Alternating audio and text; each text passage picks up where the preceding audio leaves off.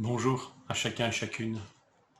Que le Seigneur vous accorde une semaine bénie en sa compagnie. J'aimerais lire avec vous ce passage de l'évangile de Marc. Marc 7, verset 20.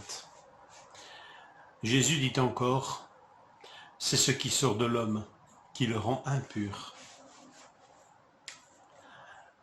Alors, au dire de Jésus, qu'est-ce qui sort de l'homme?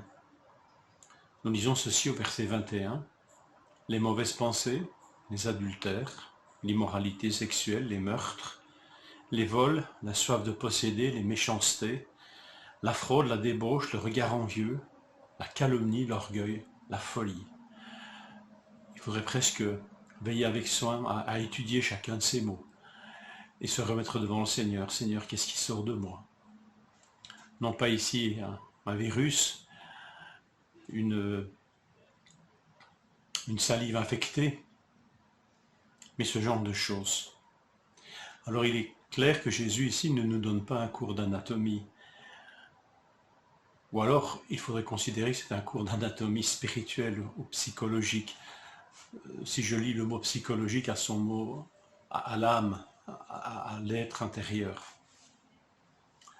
Quand Jésus parle, bien sûr, de l'intérieur, de l'homme, du cœur, il ne nous parle pas ici de nos systèmes circulatoires ou digestifs. Ou s'il le fait, c'est pour confirmer, notamment avec le système digestif, que décidément tout ce qu'on mange ne va pas ailleurs que dans le lieu secret, comme le dit la Bible dans un doux euphémisme.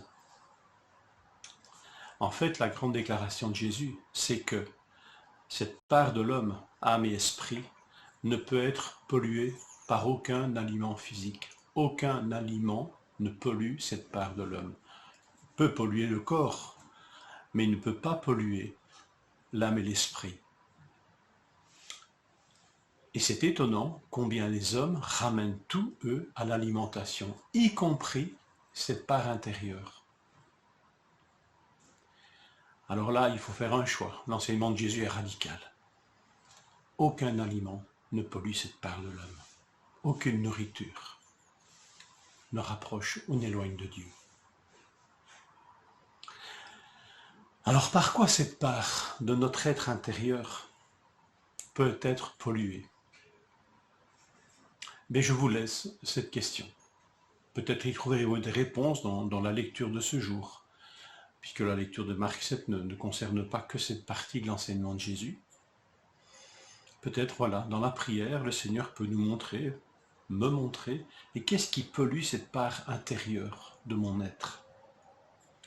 Mais le texte ne nous dit rien ici. Ce texte, en tous les cas, où Jésus est en train d'enseigner, ne nous dit rien. Et d'ailleurs, la question est ailleurs. L'enseignement de Jésus ne porte pas sur cette question, qu'est-ce qui pollue l'être intérieur, mais sur celle-ci.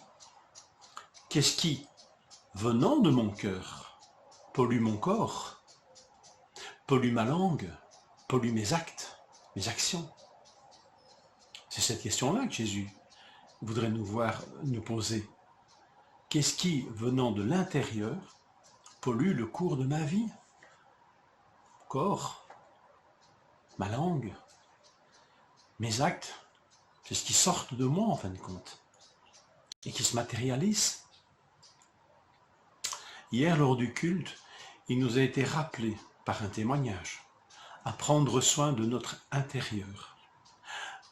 Pas celui de notre maison, même si c'est une bonne chose, mais cet intérieur de l'homme, de notre intérieur, de notre âme, de notre esprit. Prenez soin de votre intérieur. C'est de lui que sortent, que peuvent sortir les pires choses. Mais ce n'est pas une fatalité. Jésus est celui qui peut guérir l'intérieur et permettre que cet intérieur produise d'autres choses. Alors voilà, laissons la lumière de Dieu, cette lumière bienveillante, manifestée en Jésus. Laissons-la nous sonder. Et laissons-la nous guérir peut-être par ses rayons. Je lis ici une prière, psaume 139, verset 23. Je la lis dans la version dite du semeur. Sonde-moi, ô Dieu, pénètre mon cœur, examine-moi et pénètre les pensées qui me bouleversent. Je vous souhaite une bonne journée à sa lumière. Que le Seigneur vous fortifie aussi dans cette canicule. N'oubliez pas de boire. N'oubliez pas de veiller sur vous aussi.